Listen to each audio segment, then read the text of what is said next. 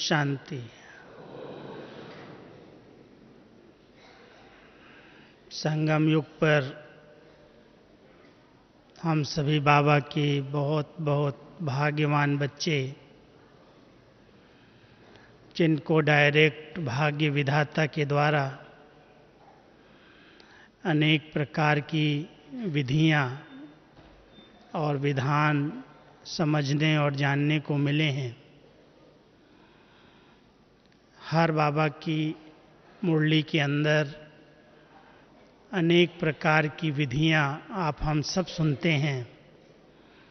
रोज ही बाबा ये कहते हैं, हमारा ये ज्ञान रिद्धि सिद्धि वाला नहीं है, चमत्कार नहीं है, लेकिन कोई भी सिद्धि के लिए कुछ न कुछ विधियों को अपनाना जरूरी है। अगर कोई भी बात में सिद्धि अर्थात सफलता नहीं मिल रही है तो उसके कारण को समझना जरूर कोई न कोई विधि यथार्थ नहीं है, इसलिए सिद्धि नहीं मिल रही है। क्योंकि हर एक बाबा के बच्चे को जन्मते ही एक वरदान मिला है। हर ब्राह्मण आत्मा जिसका सफलता जन्म सिद्ध अधिकार है। इस ब्राह्मण जीवन की डिक्शनरी के अंदर असंभव शब्द ही नहीं है। सब कुछ संभव है, लेकिन विधि यथार्थ होना आवश्यक है। अगर विधि के अंदर कुछ भी अपनी मनमत या परमत मिक्स कर दी तो सिद्धि कई बार बहुत दूर अनुभव होती है, सफलता मिलेगी या नहीं।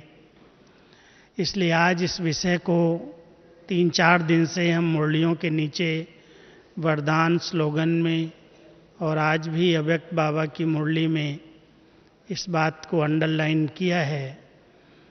सुना है आप सबने कि बच्चे विधि से सिद्धि मिलती है। ऐसी कौन सी विधियां हैं जिनसे हर प्रकार की सिद्धि मिलती रहे? हर सिद्धि की विधि है और कई बार हम उन विधियों को जानते भी हैं, समय पर याद नहीं आती,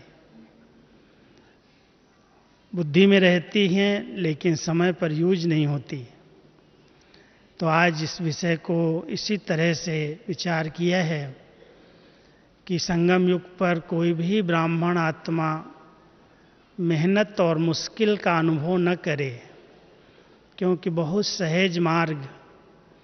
बाबा कई बार कहते हैं, बच्चे तुमने तो बहुत आधा कल्प मेहनत की है, बहुत भटके हो, बहुत धक्के खाए हैं। बाबा के मिलने के बाद भी अगर कोई मेहनत और मुश्किल का अनुभव हो रहा है तो कारण क्या? इसलिए हम सब बाबा की बताई हुई विधियों को स्मृति में लाएं, एक बार उसको रिवाइज करें। वैसे तो जब भी कोई मुरली चलती है तो वरदान में, स्लोगन में विशेष करके आप देखेंगे कि बाबा ऐसे ही तथास्तु कह करके वरदान नहीं देता। जैसे भक्ति के अंदर वरदान दिए गए हैं, दिखाया गया है, उस वरदान के पीछे कुछ विधि है, कुछ उसका आधार है और उसके बाद भव है। सीधा ही बाबा ने कह दिया अमर भव, सफलता मूर्त भव, संतुष्ट मणि भव, या जितने भी वरदान हैं उनके पीछे उसकी विधि और उसका आधार अवश्य बताया गया है। जब से वरदान बनाने की सेवा मुझे दी गई, मुझे याद है 88 में बाबा अव्यक्त बाबा एक बार हम मधुबन निवासियों से विशेष मिलने के लिए आए थे। कारण तो था, बाबा ने ही संदेश भेजा कि मधुबन के बच्चों से बाप मिलने के। तो मुझे याद है 20 मार्च 88 को बाबा की पधरावनी ओम शांति भवन में हुई और उस समय हम मधुबन निवासी केवल 200 थे। उस समय ज्ञान सरोवर, शांतिवन, हॉस्पिटल कुछ भी विस्तार नहीं था। तो बाबा ने मधुबन निवासियों को आमंत्रित किया। उसमें हम 120 भाई थे और 60-70 बहनें थीं। तो जब बाबा ओम शांति भवन में आए और शाम को 6:30-7 बजे बाबा की पधरावनी हुई, उसके बाद हम सबके नंबर लगे। दादी जी ने कहा अभी आप सब दिल भर करके बाबा से मिल लो। तो रात को जब मिलना शुरू हुआ तो सवेरे 7 बजे 12 घंटे के बाद मैं बाबा से मिलने गया लास्ट में, क्योंकि मेरी सेवा थी, जो बाबा बोलते थे मैं लिखता था। और उस पूरी रात में बाबा केवल 120 भाइयों से ही मिला, बहनें रह गई। बाबा ने कहा बहनों से बाद में मिलेंगे, लेकिन अभी तक बाबा का वो बाद वाली बात अभी तक पूरी नहीं हुई।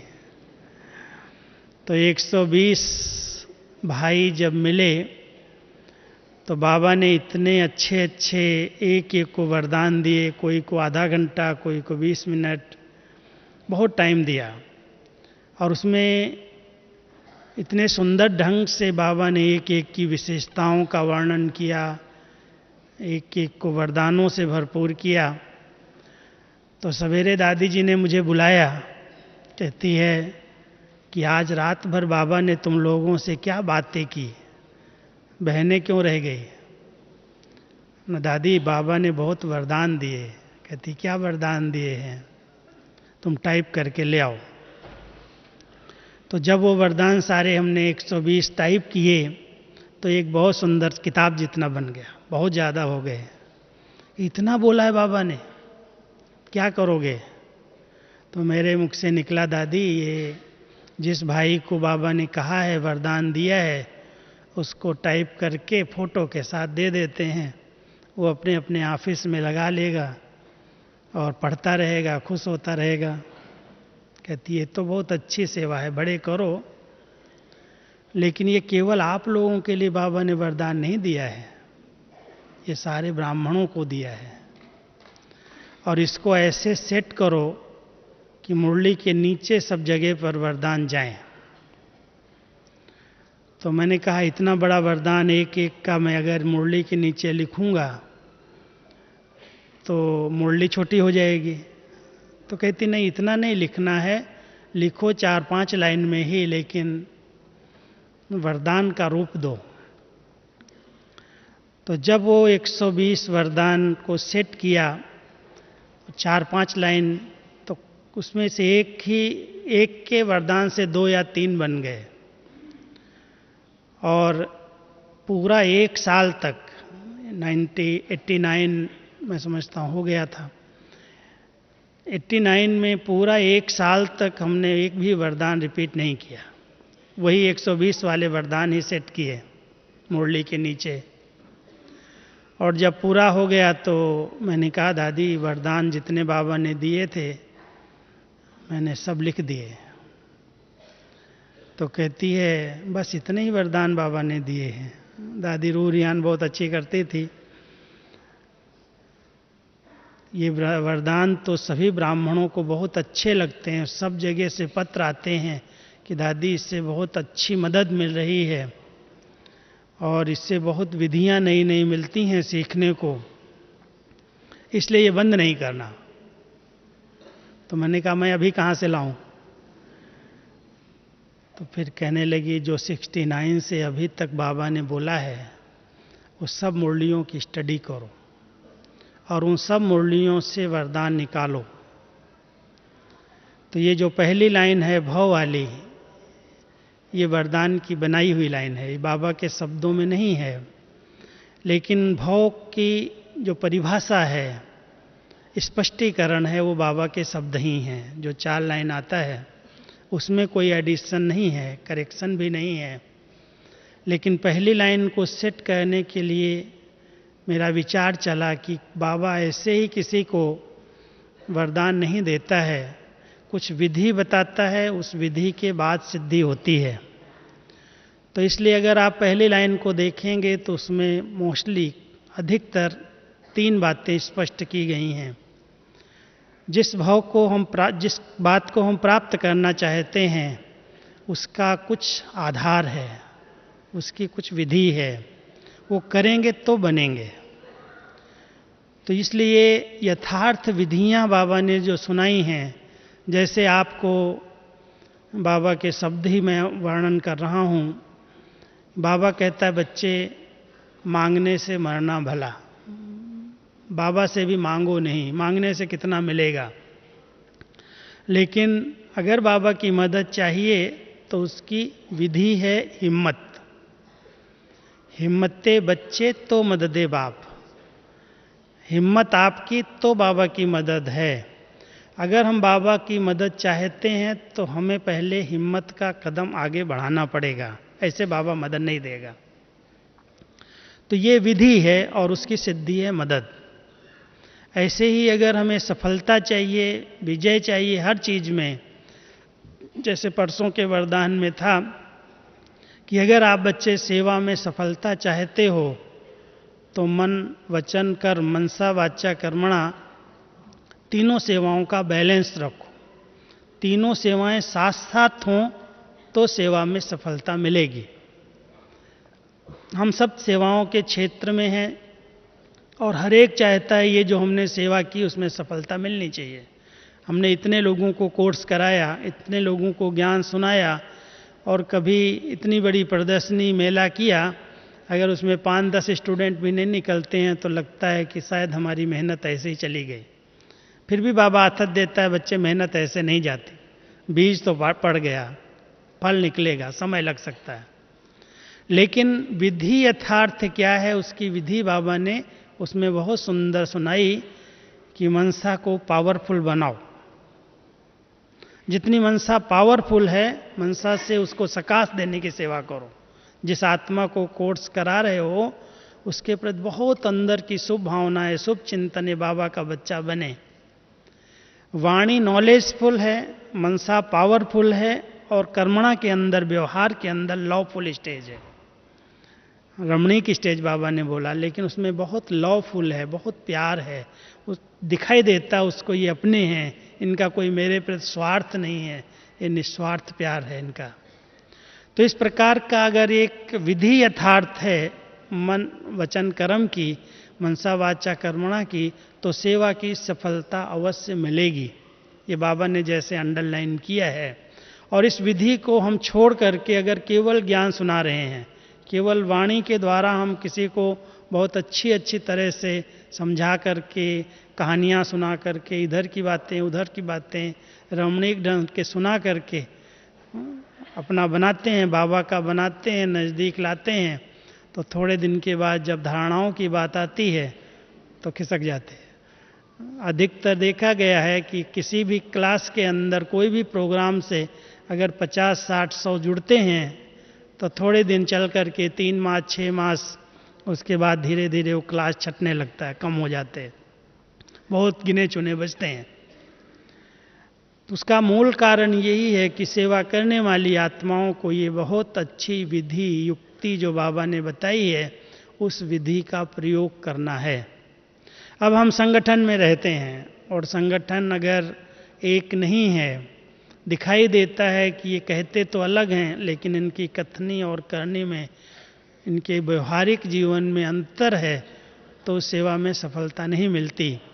इसलिए बाबा हम बच्चों को कई बार ये विधियां बताते हैं, जहाँ भी आप रहते हो, संगठन के बीच में रहते हो, संगठन को एकता के सूत्र में बांध करके चलना, संगठन में सबको मिला करके चलना, संगठन का किला मजबूत हो जाए, उसकी विधि है।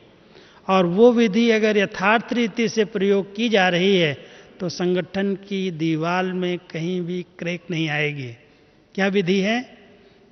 उसकी विधि है कि जो आत्माएं संगठन के बीच में रह रही हैं उनके अंदर विशेषताएं हैं, कोई न कोई विशेषता है। और अगर उस विशेषता को देख करके, विशेषता को ग्रहण करके हम चलते हैं और साथ साथ जैसे हमारी दादियों ने एक बहुत अच्छी विधि से हम सबको बांध करके रखा, और वो थी उनका विश्वास, उनका फेथ। यूनिटी का आधार फेथ और लव है।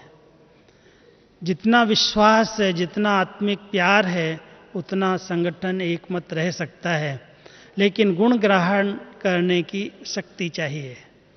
अगर हम हमेशा अपने साथियों के कमियों को देखते रहेंगे या उनकी कमियों का इधर उधर विस्तार करेंगे, वर्णन कर देंगे, तो संगठन टूटेगा। एक न एक दिन वो किनारा करके आपसे चला जाएगा। तो विधियां अगर यथार्थ हैं तो सिद्धि अवश्य मिलेगी। अगर हम संतुष्ट रहना चाहते हैं, संतुष्ट करना चाहते हैं, तो उसकी भी बाबा ने बहुत सुंदर सुंदर विधियां बताई हैं। संतुष्टता वरदान है, लेकिन संतुष्टता के वरदान की विधि है कि अगर बच्चे संतुष्ट रहना है तो अपने आप को बहुत भरपूर करो, हर प्राप्ति से भरपूर करो। कोई भी अप्राप्ति इस ब्राह्मण जीवन में अनुभव होगी तो संतुष्टता का अनुभव नहीं कर पाएंगे। इसलिए ज्ञान से, गुणों से, शक्तियों से, सूक्ष्म खजानों से, अविनाशी खजानों से अगर आत्मा भरपूर है, उसका चिंतन है, उसका मनन है, तो असंतुष्टता नहीं आ सकती है, सदा संतुष्ट रहेंगे। और अगर परिवार में सबको संतुष्ट करना है तो उसकी एक ही छोटी सी विधि, एक मंत्र बाबा ने दिया, बच्चे रिगार्ड देने का रिकॉर्ड अच्छा रखो। अगर संतुष्ट करना है, संतुष्टता का सर्टिफिकेट परिवार से लेना है, तो छोटा है या बड़ा, हर एक को रिगार्ड दो। रिगार्ड दोगे, कई लोग चाहते हैं, कोई थोड़े पुराने हो जाते हैं, अनुभवी होते हैं, सेवाधारी होते हैं, तो समझते हैं सब कम से कम रिगार्ड से, प्यार से बात तो करें, ओम शांति तो करें। लेकिन बाबा उसकी विधि कई बार बता चुका है कि रिगार्ड अथवा रिस्पेक्ट मांगने से नहीं मिलता। आप देना सीख जाओ, पहले दो। आप दोगे, आप ओम शांति सामने से करोगे, तो दूसरे को झुकना ही पड़ेगा। तो युक्तियां बाबा ने, विधियां हम सबको सब प्रकार की सुनाई हैं। अगर एक लिस्ट निकालो तो मैं समझता हूँ एक बहुत बड़ी माला बन जाएगी। ये विधियां हैं, ये सिद्धियां हैं, इससे ये मिलेगा, इससे ये मिलेगा, इससे ये मिलेगा। तो मैं आज जब सोच रहा था, हमने कहा इतनी विधियां बाबा ने बताई। जैसे आज आप कहो कि मन को कंट्रोल कैसे करूं, बहुत चंचल है, कर्मेंद्रियां शांत नहीं होती, शीतल नहीं होती, वृत्तियां बहुत चंचल हैं, तो वृत्तियों की चंचलता को समाप्त करने की विधि नहीं बताई बाबा ने? क्या विधि बताई? बच्चे व्रत ले लो, वृत्तियां चेंज हो जाएंगी, वृत्तियां आपके कंट्रोल में आ जाएंगी। हम व्रत नहीं ले रहे हैं। कोई भी व्रत माना दृढ़ता का संकल्प। कोई व्रत लिया जाता ना, जैसे आज उपवास करते हैं, व्रत लेते हैं, आज हम निर्जल रहेंगे, भोजन नहीं करेंगे, तो उसके पीछे संकल्प को भी नहीं आने देते, समझते संकल्प भी आएगा तो पाप हो जाएगा।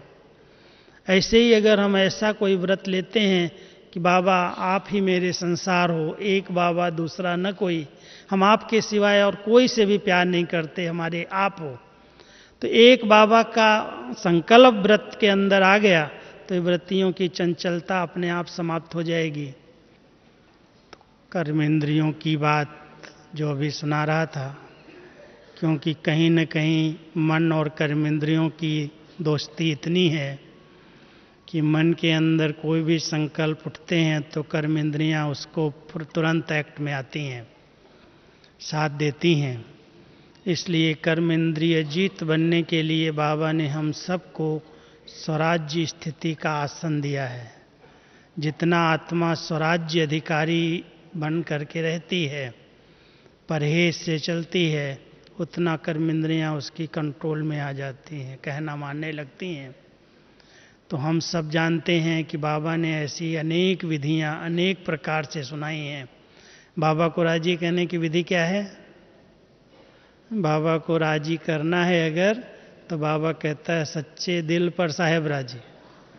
सच्चाई बाबा को बहुत पसंद आती है। अगर हमारी दिल अंदर बाहर साफ है, सच्ची है, जो हूँ जैसा हूँ, तो बाबा सहज राजी हो जाता है। तो ये विधि है। अब वरदानों से अपने आप को भरपूर करने की विधि क्या है? वरदान बाबा हम इतना हमें दे रहा है, हम रोज़ नोट करते हैं, लिखते हैं, अपनी डायरियां भर रहे हैं, लेकिन हमारे जीवन में वो वरदान उतर आए, उसकी विधि क्या है? बाबा कहता है वरदान में दान शब्द आता है, दान करो तो वरदान आपके जीवन में आ जाएगा। जैसे कोई चीज़ किसी को दी जाती है तो उसका रिटर्न प्राप्त होता है, कुछ न कुछ तो ज़रूर मिलता है। ऐसे ही जो कुछ है, मनसा अगर हमारी शक्तिशाली है, मन हमारा अपने कंट्रोल में है, तो मन से अगर शक्तियों का दान देते हैं तो मनसा हमारी इतनी शुद्ध, इतनी कंट्रोल में आ जाती, जो संकल्प करो उसे धोने लगता है। लेकिन शक्तियों का दान दिया है तो दूसरों को मदद की है, सकाश दी है, शुभ भावना रखी है, तो ये मन कहना मानता है और कंट्रोल में होने के कारण वो सिद्ध होने लगता है। ऐसे ही वाणी के द्वारा अगर हमने लोगों को ज्ञान दान दिया है तो बुद्धि एकदम ज्ञानवान बन जाती है, ज्ञान स्वरूप स्थिति सहज बन जाती है। कर्मणा से अगर हमने गुणों का दान दिया है तो गुण हमारे जीवन में अपने आप उतरने लगते हैं। तो ये सब बाबा ने हमें विधियां बताई हैं, और बाबा हम बच्चों को कहता है, बच्चे कोई भी चीज़, जिस चीज़ का वरदान बाबा से चाहिए वो पहले दूसरों को देना सीखो, दान करो, और दान करते करते आप वरदानी मूर्त बन जाएंगे। अगर मान लो हमारी कोई इच्छाएं रह जाती हैं, कोई न कोई इच्छाएं अगर हैं, तो हर इच्छा किसकी पूरी होती है? मन इच्छित फल किसको प्राप्त होता? हम लोगों का एक अनुभव है, मधुबन में संगम पर रहते हुए अनुभव कर रहा हूँ कि कोई मन में ऐसी इच्छाएं नहीं रहती जिनकी पूर्ति न हुई हो। संकल्प उठता, पूरी हो जाती। उसके पीछे राज क्या होगा? विधि होगी ना, ऐसे थोड़ी होगा। तो उसकी विधि है कि यज्ञ पिता ने जो यज्ञ रचा है, आप सब सुनो ध्यान से, यज्ञ पिता ने जो यज्ञ रचा है, अगर इस यज्ञ के अंदर आप थोड़ा सा भी सच्चे दिल से सहयोगी बन जाओ, तन से बनो, मन से बनो, धन से बनो, जो शक्ति है, जिसके पास जो है, कहने से नहीं करो। कहने से करोगे तो बाबा प्रसन्न नहीं होगा, लेकिन दिल से अगर बाबा के कार्य को आपने आगे स्वीकार करके ये मेरा है, ये मेरा यज्ञ है, मेरा बाबा है, तो बाबा के यज्ञ की कोई ने दिल से प्यार से सेवा कर ली तो उसको मन इच्छित फल मिल जाता है, क्योंकि यज्ञ पिता, यज्ञ माता उसके ऊपर प्रसन्न हो जाते कि बहुत अच्छा बच्चा है। भले कोई कमी भी हो, कमजोरी भी हो, लेकिन उस कमी कमजोरी को नहीं देखता है, लेकिन उसने दिल से बाबा कहा और बाबा के यज्ञ में अपनी हड्डी लगाई, सेवा की, तन से की, मन से की, धन से की, मनसा की, वाचा की, कर्मणा की, जिस प्रकार से भी की, लेकिन अगर थोड़ा सा भी किया तो बाबा उसके ऊपर प्रसन्न हो जाता। तो वैसे भी कहते हैं आशुतोष भोलानाथ, बाबा को कहते हैं भोलानाथ है, बहुत जल्दी प्रसन्न होने वाला है। कहते हैं भक्ति के अंदर कि शिव बाबा कैसे प्रसन्न होता था, जब गज को, हाथी को ग्राह ने, मगरमच्छ ने पकड़ लिया पानी के अंदर, जब उसके पाँव को पकड़ लिया तो बेचारा हाथी छूट नहीं पा रहा था, तो उसने अपनी सूंड में जो पानी भरा था और वो पानी ऐसे ऊपर करके और ऐसे छोड़ने लगा। कहते आशुतोष भगवान प्रसन्न हो गए कि देखो आज जल चढ़ा रहा है हाथी भी, और भाग करके आए और उसको उससे मुक्त करा दिया। कितनी जल्दी प्रसन्न हो जाता है, भोलानाथ है। तो बाबा को प्रसन्न करके किसी भी तरह से बाबा के यज्ञ की प्यार से, दिल से स्वीकार करके सेवा कर ली, बाबा प्रसन्न हो जाएगा। हमारी हर मनोकामनाएं, जो इच्छा हो सब पूरी हो जाती, जो संकल्प करो पूरा हो जाता।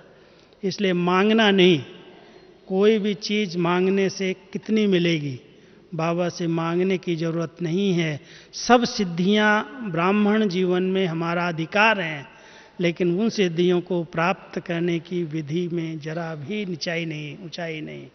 जैसी विधि बाबा ने बताई है उसको यथार्थ रीति से श्रीमत में, कई बार क्या होता है हम पालन करना चाहते हैं, लेकिन हमारे साथ जो साथी हैं कहते हैं ऐसा थोड़ी होता है, संग का रंग लगा देते। संग के रंग की जरूर परहेज करना। अगर ऐसे कमजोर का साथ किया, संशय बुद्धि वाली आत्मा का साथ लिया, तो वो अपने संशय का, अपनी कमजोरी का कुछ न कुछ रंग लगाएगा और बुद्धि को भ्रमित कर देगा। इसलिए श्रीमत में मनमत और परमत जरा भी मिक्स न हो। जिस प्रकार से बाबा ने हमें श्रीमत दी है, श्रेष्ठ मत दी है, उस मत के प्रमाण अगर हमारे कर्म और कदम हैं तो सिद्धि न हो ऐसा हो ही नहीं सकता। भगवान के बच्चों को सफलता नहीं मिलेगी तो किसको मिलेगी? किसी भी कार्य के लिए आप जाते हो तो उसकी सबसे बड़ी सिद्धि प्राप्त करने की विधि क्या है? बहुत पॉजिटिव, बहुत सकारात्मक चिंतन करो, बहुत शुद्ध संकल्प से जाओ। ऐसे नहीं सोचो यहाँ हम जाएंगे, पता नहीं वो व्यक्ति ठीक है या नहीं, जवाब कैसा देगा, हमने तो सुना है बड़ा गुस्से वाला है, कभी काम ही नहीं करता है, बिना रिश्वत लिए कहेगा कुछ करेगा ही नहीं। अब ये जो भावनाएं हमारे मन के अंदर किसी ने भर दी, या हमने कुछ ऐसे नेगेटिव विचार ले लिए, और उस विचार के बाद यदि मैं उसके पास गया तो रिस्पॉन्ड क्या मिलेगा? क्योंकि जी जैसा बीज बोया वैसा ही रिस्पॉन्ड मिलेगा। इसलिए विधि क्या है? कोई से भी कार्य कराना है, कोई भी काम के लिए जा रहे हैं कि अवश्य करेगा, जरूर करेगा, क्यों नहीं करेगा, मेरा इसमें क्या स्वार्थ है, हम तो विश्व कल्याण के लिए, सबकी भलाई के लिए कर रहे हैं। तो अगर हमारे संकल्पों में बहुत पॉजिटिविटी, बहुत अच्छे चिंतन हैं, सकारात्मक विचार हैं, तो कोई से भी कोई कार्य आप करा सकते हो, असंभव कुछ है ही नहीं। चाहे जितना व्यक्ति कैसा भी हो, किसी का भी काम करे या न करे, बाबा के बच्चों का काम अवश्य करके देगा। लेकिन अंदर की भावनाएं बहुत शुद्ध और सकारात्मक चाहिए। इसलिए बाबा हमारे बीज को परिवर्तन करता है। संकल्प से सेवा की कितनी सारी मूर्तियां चल रही हैं, संकल्प से सेवा करो, मनसा सेवा करो, अंतिम सेवा यही है। लेकिन संकल्प अगर बहुत साधारण और व्यर्थ चलते हैं, कितनी एनर्जी नष्ट होती है। अब ये विधियां समय पर याद आ जाए, उसकी विधि क्या है? क्योंकि पता सब है, मुरलियां सबको याद रहती हैं, पॉइंट सब दूसरों को, अगर दूसरे के आगे कोई बात आएगी कहेंगे ये करो, हो जाएगा, उनको राय देंगे और वो कर भी लेगा, सफलता भी मिल जाएगी। लेकिन जब मेरे पास कोई वही पेपर आता है तो मन हलचल में आ जाता है, क्या, क्यों, कैसे, क्या, अनेक प्रश्न उठ जाते हैं। बाबा तो ऊपर रहता है, वो तो मदद नहीं करता है, ये करता है, वो करता है। बहुत सारे साधारण संकल्प ले लेते हैं और फिर सचमुच मदद नहीं मिल पाती। इसलिए बाबा अपने बच्चों को एक बहुत सुंदर उसकी भी विधि बताता है कि कोई भी कार्य के पहले अपनी बुद्धि को सरेंडर कर दो, समर्पित करो। जरा भी बुद्धि का अहम न हो, मैं कर सकता हूँ, मेरी बुद्धि बहुत अच्छी है, मैं पढ़ा लिखा हूँ, मैं अनुभवी हूँ। ये जो मैंपन का आवरण है, मैंपन का अहम है, ये सफलता से बहुत दूर ले जाता है। बाबा अपने बच्चों को सिद्धि स्वरूप बनाने के लिए कहता है, बच्चे पहले मैंपन की मैली बुद्धि को समर्पित कर दो, बहुत निरहंकारी निर्माण चित बनो, निमित्त समझो, करावनहार करा रहा है, मैं कुछ नहीं कर सकता जब तक बाबा मेरे साथ न हो। जब तक निरहंकारी और निर्माणचित स्थिति नहीं है तब तक सफलता नहीं मिलती। इसलिए समर्पणता संपूर्णता का फाउंडेशन है। अगर हम संपूर्ण सफलता प्राप्त करना चाहते हैं तो संपूर्णता के पीछे संपूर्ण समर्पण होना होगा। हर एक ये सोचे कि सचमुच मैंने, ऐसे नहीं समर्पित माना प्रवृत्ति को छोड़ दिया, धंधे को छोड़ दिया, वो समर्पित हैं। लेकिन प्रवृत्ति में रहते, घर गृहस्थ में रहते अगर कोई संपूर्ण ट्रस्टी ईमानदार होकर के अपने घर को चला रहा है, बाबा को जो कहा है उस अनुसार वो करता है, ये तन तेरा, ये मन तेरा, ये धन तेरा, तेरे में कहीं सेंध नहीं लगा देना, ध्यान रखना ये बाबा का है। जरा भी कहीं भी अमानत में ख्यानत न हो। करो, सब यूज करो, बाबा दिया है यूज करने के लिए, लेकिन कहीं गलत रास्ते पर नहीं लगा सकते। श्रीमत के विपरीत दिशा की ओर उस मन को नहीं लगा सकते, उस वाणी को नहीं लगा सकते, उस धन को नहीं लगा सकते। तो जब हम तन मन धन को श्रीमत के अनुकूल चलाएंगे, समर्पित कर देंगे बाबा के आगे, और जैसे बाबा ने श्रीमत दी है उस बाउंड्री के अंदर रहेंगे तो समय पर ठीक टचिंग आएगी। बाबा की टचिंग के लिए बुद्धि बहुत स्वच्छ चाहिए। अगर मिक्स बुद्धि है, इधर उधर की बातों को सुन करके प्रभावित हुई है बुद्धि, तो बाबा की टचिंग आएगी, बच्चे ऐसे करो। कई बार बाबा हंसी में कहता है कि मैं तो बच्चों को हलो हलो करता हूं, लेकिन बच्चे ही अपना रिसीवर उतार के रख दे तो मैं क्या करूं। बाबा न मदद करे ऐसा नहीं हो सकता है, लेकिन बच्चे ने अपनी स्विच को ऑफ कर दिया है, साइलेंस में कर दिया है, आवाज नहीं सुन पा रहा है, तो बाबा क्या करे। इसलिए ध्यान रखना है इस बुद्धि पर कोई भी आत्मा का, चाहे वो जितनी महान हो, चाहे जितनी अच्छी हो, उसका प्रभाव न पड़े, चाहे वो गलत भी हो। क्योंकि दो ही चीजें हैं जो आत्मा को प्रभावित करती हैं, एक किसी की अच्छाई प्रभावित करती है और कोई की बुराई है, कोई नेगेटिव है, बहुत कुछ उल्टा सीधा मेरे लिए कर रहा है, तो उसका भी प्रभाव पड़ जाता है, उससे भी हिसाब किताब शुरू हो जाते हैं, कुछ न कुछ उसके लिए चिंतन चलना शुरू हो जाता। उल्टा चिंतन भी हिसाब बनाता है, और अगर अच्छाई की तरफ प्रभावित हो गए तो उसकी भी याद बनी रहती है, बार बार वही बुद्धि में घूमता है। तो अच्छाई अथवा बुराई के ऊपर प्रभावित होने वाली बुद्धि समय पर ठीक निर्णय नहीं कर पाती। इसलिए संपूर्ण प्रभावित एक बाबा के ऊपर है। ये बुद्धि स्वच्छ है, निर्मल है, अच्छा दर्पण है, बाबा की ऐसे टचिंग आती रहती, ये करो, ये करो, ये करो, ये करो। बहुत अच्छी तरह से इस बात पर आप सब विचार करना कि जो बाबा का कार्य इतने विस्तार को प्राप्त हो रहे हैं, जरूर कुछ आत्माएं ऐसी हैं जो अपनी बुद्धि को बहुत सरेंडर करके, स्वच्छ और साफ करके बाबा की टचिंग को कैच करके प्रैक्टिकल कर रही हैं। हम सभी भी ऐसे बाबा को प्रत्यक्ष कर सकते हैं। अब इस बुद्धि को जरा भी इधर उधर इंगेज नहीं करो। समय है ऐसा, अचानक कई प्रकार की परिस्थितियां आ रही हैं, आएंगी, फट से टचिंग आए, ये करो, ये न करो, ये राइट है, ये रॉन्ग है। इसके लिए बुद्धि पर कोई भी इधर उधर की बातों का प्रभाव नहीं चाहिए। और तीसरी बात है, स्वच्छता के साथ साथ बुद्धि बहुत लाइट, डबल चाहिए, डबल लाइट। अगर बोझ है, थकी हुई है, बहुत सोचने की आदत है, मान लो थोड़ी सी बात आ गई और हमने सोच सोच करके उसका विस्तार कर दिया, उसको बड़ा कर दिया, चलो सोचा, उससे दिमाग भारी हुआ, और फिर वर्णन कर दिया तो उसके और विचार मिल गए और भारी कर दिया। तो जो थकी हुई बुद्धि है, भारी बुद्धि है, बहुत टेंस में आई हुई है, वो ठीक निर्णय करेगी? उसको टचिंग आएगी बाबा की, ये करो, ये करो, ये करो? नहीं आएगी। इसलिए ध्यान ये रखना है कि बुद्धि को बहुत लाइट रखो, बहुत हल्का बना लो। बाबा बैठा है, कई बार कहता है मैं बैठा हूं, तुम चिंता मत कर। जवाबदार बाबा है, करण करावनहार बाबा है। जब हम सब ने उसको अपना साथी बनाया है, हमारे से वो अलग है ही नहीं, तो हम उसको इतना साथ में रखें। लेकिन साथ किसके रहेगा? बोझ वाले के साथ नहीं रहेगा, व्यर्थ चिंतन वाले के साथ नहीं रहेगा। मेरी दादी जी बहुत प्यार से, गुलजार दादी कहती हैं, अरे किसी अच्छे वीआईपी को भी बुला करके बिठाते हो तो उसके लिए भी स्थान को साफ करते हो, स्वच्छ करते हो। और दिलाराम को, भगवान को अपने दिल में बिठाने के लिए दिल कितना साफ चाहिए, कितना स्वच्छ चाहिए। अगर किसी की भी कमियां,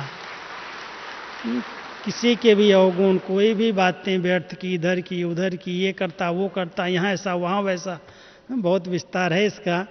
अगर जरा भी इसमें बुद्धि के अंदर, दिल के अंदर, दिमाग के अंदर गंदगी है तो बाबा वहाँ कंबाइन नहीं रहता है, दूर हो जाता है। बाबा को भी बहुत प्योर बच्चे चाहिए, शुद्ध बच्चे चाहिए।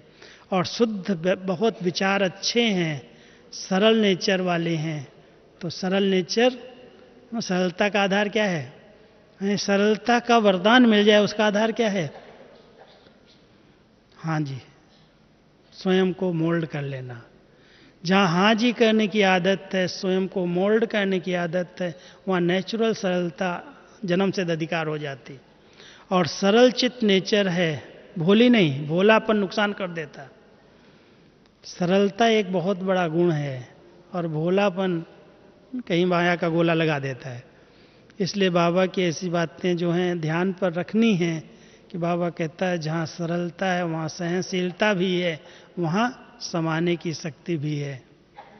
संगठन में रहना है, सफलता प्राप्त करनी है तो एक स्लोगन याद रखना, जहाँ रहना है वहाँ सहना है, सहन करना पड़ेगा, कुछ न कुछ तो सहन करना ही पड़ेगा, ऐसे नहीं रहेंगे।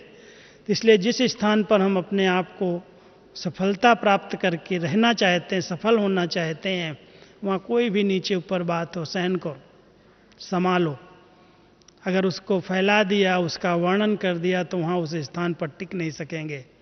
इसलिए बाबा ने ये सब विधियाँ सुनाई हैं और इन विधियों से आत्मा सर्व गुणों से संपन्न बनती जाए। सर्व गुण इसके आधार से आते जाते हैं, चाहे आप निर्माणता का गुण, निरहंकारिता का गुण, धैर्यता का गुण, उसके पीछे कुछ न कुछ विधि है। वो विधि तभी जब हम अप्लाई कर लेते हैं तो वो अपने आप नेचुरल वो गुण हमारे जीवन में दिखाई देने लगते हैं। अगर कोई कहे मेरे को अंदर बहुत गुस्सा आता है, मैं क्या करूं, मैं बहुत उत्तेजित हो जाता हूं, तो कई बार कहते हैं जब उत्तेजना आती है तो थोड़ा सा बाबा एक टोटका देता है, सुना होगा मुरली के अंदर, कि बच्चे जब गुस्सा आए तो मुंह में मुहलरा डाल लो। सिंधी में एक शब्द है मुहलरा, माना मुंह में कुछ रख लो तो बोलोगे नहीं। एक गुस्सा कर रहा है, दूसरा अगर चुप हो जाएगा तो गुस्से का वातावरण तो नहीं बनेगा, नहीं तो भूत भूत से लड़ जाएगा। एक में गुस्सा आया और आपने उसका जवाब दे दिया, दोनों में टकराव हो जाएगा, दूरियां बढ़ जाएंगी। इसलिए बाबा ने उसकी विधि बताई है कि अगर कोई गुस्सा आपके सामने कर रहा है तो थोड़े समय के लिए चुप हो जाओ, सुन लो, क्या फर्क पड़ता है, छोटे नहीं हो जाओगे। चुप लिया, शांत हो गए, थोड़ी देर के बाद वो ठंडा हो जाएगा। कई बार हमको कोई ऐसे उल्टे सीधे पत्र लिखते हैं बड़ों के लिए, हमारे लिए जोश आता है ये जवाब दे दूं, मान लो उसी समय मैंने वो जवाब दे दिया तो वो बात विरोध में और बढ़ेगी या घटेगी? धीरे धीरे वो बढ़ जाएगी। हमने एक बात कही, उसने दो बातें लिख दिया। इसलिए बाबा कहता चुप हो जाओ, शांत हो जाओ, ठीक हो जाएगा। सिद्ध नहीं करो। अगर अच्छे आप सत्य हो तो सत्यता को कभी सिद्ध नहीं किया जाता है।